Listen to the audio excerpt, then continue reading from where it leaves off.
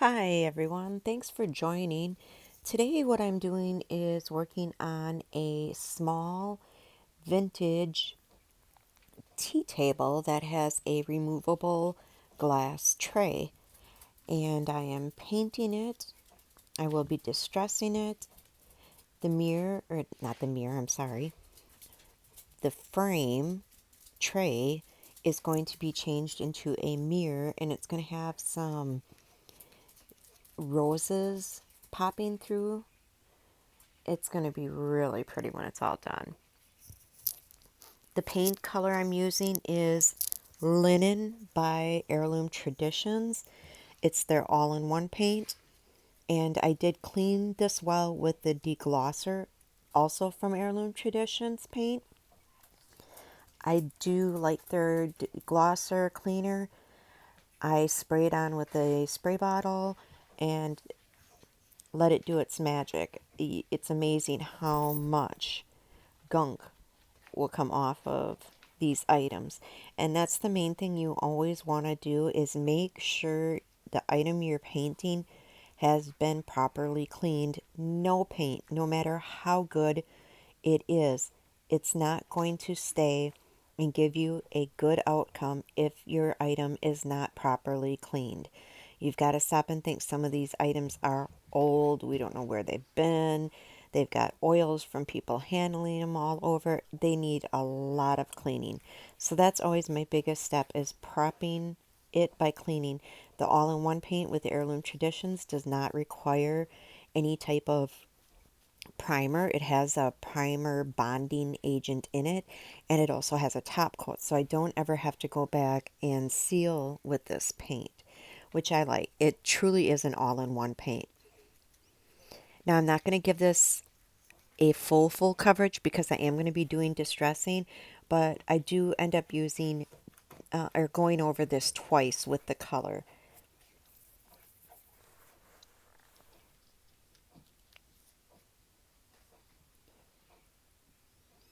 And I'm just using a small brush because I had a lot of little details and the table's not real big. I just found the little brush was just as easy to use.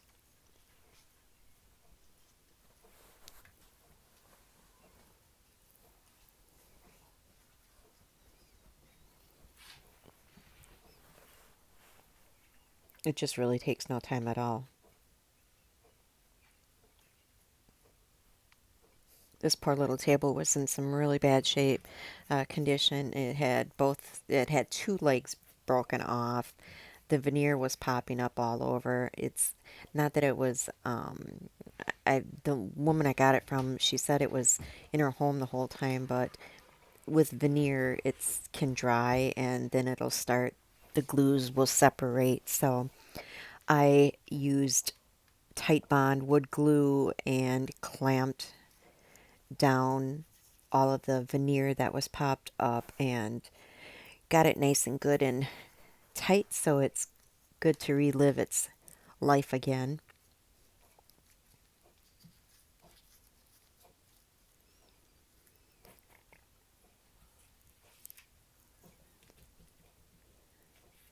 And I hope that you would help me grow my channel so I can continue to bring you updates on how to refinish furniture. I do sewing, I make a lot of things, crafting, some tips, um, furniture, like I said, painting. I do some reupholstery, and I do paint cabinets. I haven't painted kitchens since last fall. I did end up having my knee replaced, so that put me a little bit on the back burner, but I would hope you would like this video, share it, subscribe, and help me grow my channel.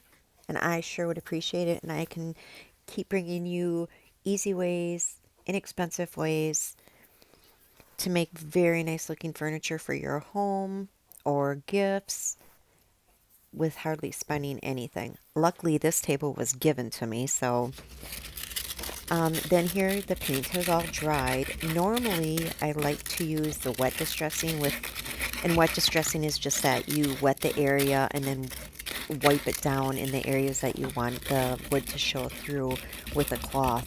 However, I waited a little too long and this dried too fast on me to go back over for wet distressing. So I did use sandpaper. I used about, I believe it was like a 80 grit sandpaper and just lightly distressed all over. The tray that I will be redoing too as well, I did distress that, and I also distressed it quite heavily in the areas where you would be grabbing the tray to pick it up.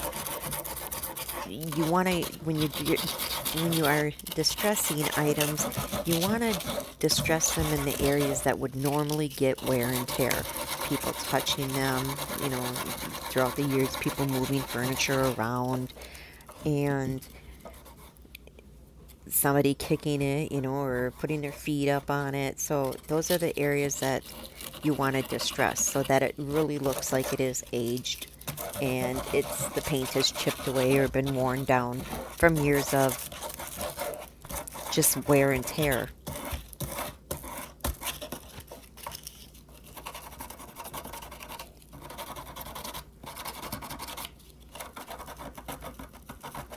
Usually with this paint, if you don't wait, you know, too long for it to dry, you can go back over and do that wet distressing.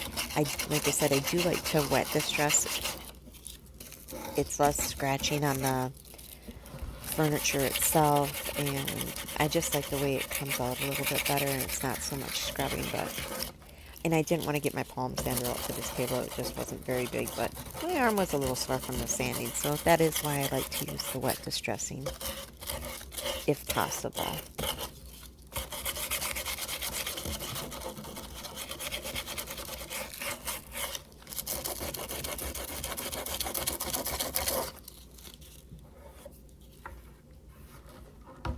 And you'll just see, I just lightly hit the areas, like I said, that, you know, stick out a little bit more, that would, you know, get the wear and tear over the years.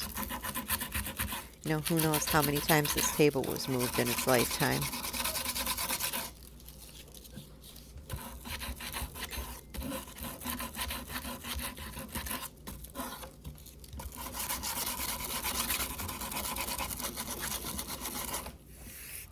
Next, I started with the glass tray. It was just clear glass with a wood frame around it, and that's the tray for the tea or drinks or whatever you would be using it for.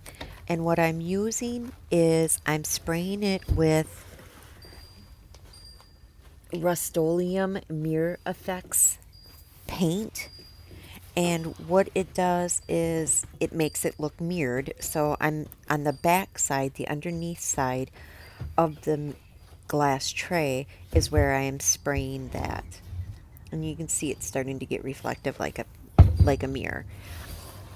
I'm not going to give it where it's completely fully covered. I want a little bit of it popping through, and what I've done is in my water bottle I added water and vinegar, mixed it up, and then sprayed it after I sprayed the paint. I sprayed that on there, and then I just took paper towel and I dabbed, and you'll see I'm spraying it right now, and then just pulling some of it back up. And what it does is when it dries, it starts to look a little bit, you know, or like black almost. So it's almost looking like a mercury glass. And that's the effect I'm going for, mercury glass or an old mirror that's been, you know, the back side of it's been worn down and peeking through a little bit. So that is what I'm doing here. And you want to do it in layers. Don't just spray real heavy with the paint. Do light coats. Spray with your water and vinegar mixture. Pull off what you want. Take a look at it. Come back. Put another coat. I believe I put 3 or 4 coats on this, if I am correct. But it just really gives a really vintage look or antique look to it with the mirror effect. And there you can see it's got that shimmer to it, but it's not all the way, not completely see-through. There are some areas popping through a little bit more. That's what pulling that up, the paint up with the vinegar and water helps do. Helps you pull it up so that it's um, a little more semi-clear, not completely covered. I hope that's making sense. Then I also painted the frame in the color linen, and I did distress that as well.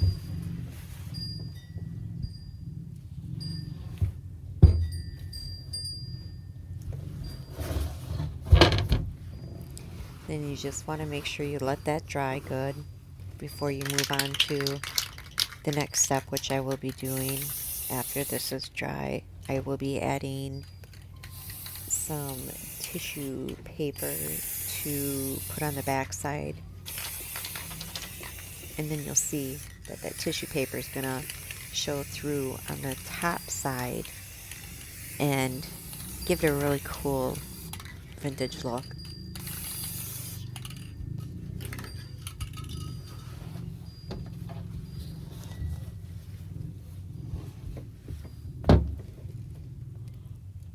I pick it up a lot, look at it, see if I can see through it a lot before I decide what I'm going to do.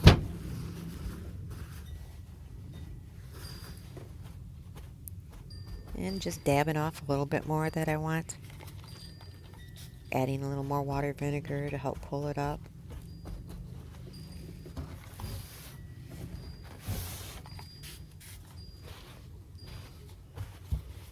And it depends how much you pull up. You can pull up as much or as little as you want. If you're going for full, a full mirror, then I wouldn't pull off a whole lot, so that way it's visible. Here I'm using the Decoupage Decor tissue paper by Redesign in Shabby Floral. And what it is it's roses, and it's on almost like, it looks like it's wood planks. And I'm putting that on the back side, faced up, where I painted with the mirror effect paint.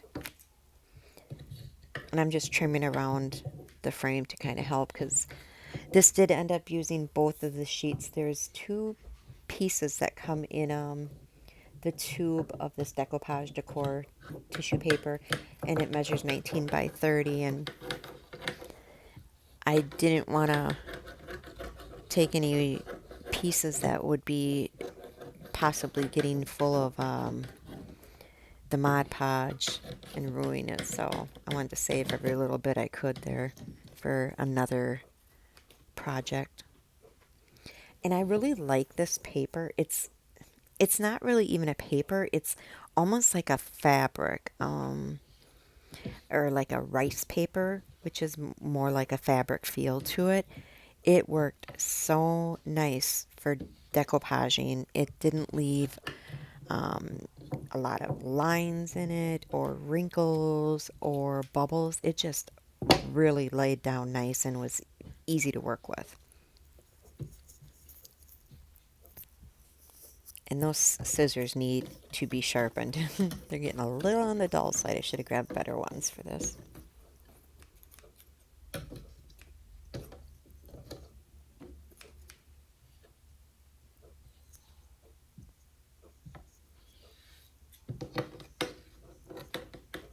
And I will come back over and, once it's completely put down with Mod Podge, I will come back over and trim off any excess, but try to get as much as I can in the beginning. And then I'm just taking some Mod Podge, and I usually put it in a bowl because I use their big brush for putting it on. I really like their the Mod Podge brush for laying the Mod Podge down. And it's washable. It doesn't, there it is, I'm using it right there. It takes the Mod Podge off really well, and so it's definitely reusable. And it's quite wide, so it doesn't take so many times of going over with the Mod Podge with a small brush would. So I'm just laying it down.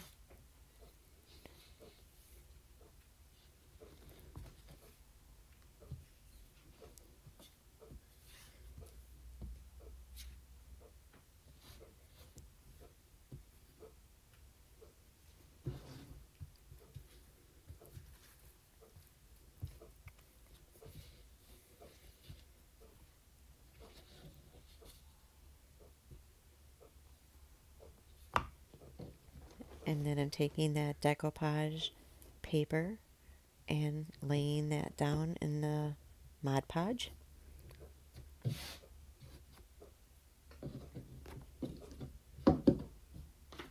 And I have a little scraper. I'm just going to make sure that I don't have any bubbles or lines or wrinkles in it. This is the first time using this tissue paper, and like I said, I will definitely be getting more of this. I really like working with it. It's just so different than regular tissue paper. It's not as thin. It doesn't rip. It's like a fabric almost.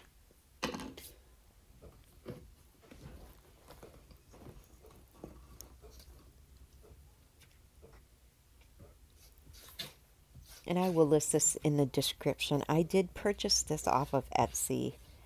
What I did is I just went in and put in decoupage paper in the search engine and looked to see which one I liked, and I found this, and I thought it was really pretty with the roses and like I said, it almost looks like it's, you know, old boards, weathered boards that it's on, that the roses are on. So it's really pretty.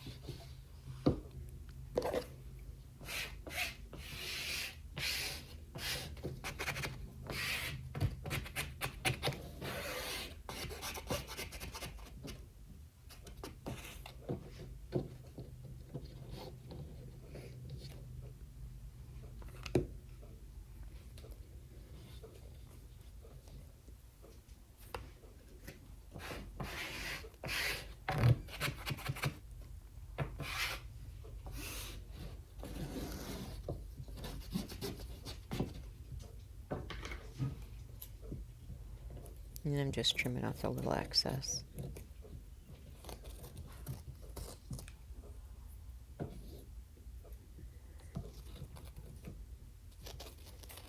And those scissors are getting sharpened. They're just not cutting as well as I'd like them to. So it's kind of good to have better tools. It works a little quicker.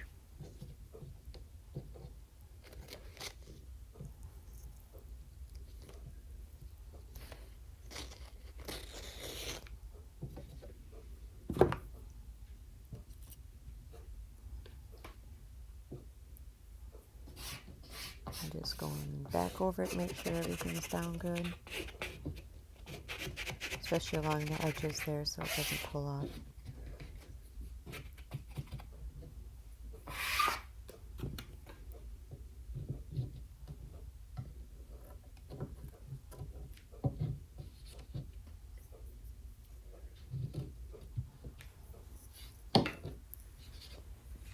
And then I'm going to go over it once more with the Mod Podge. That'll help seal it.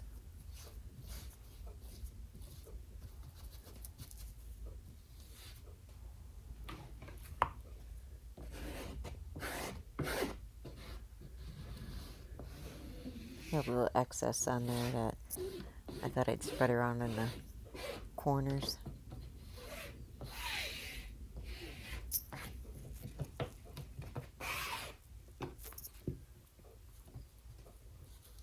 And then I will be flipping this around and showing you the back side of it once it's dried. And there it is. I just think this is so pretty. I just love this paper. And here's the end result of the little table.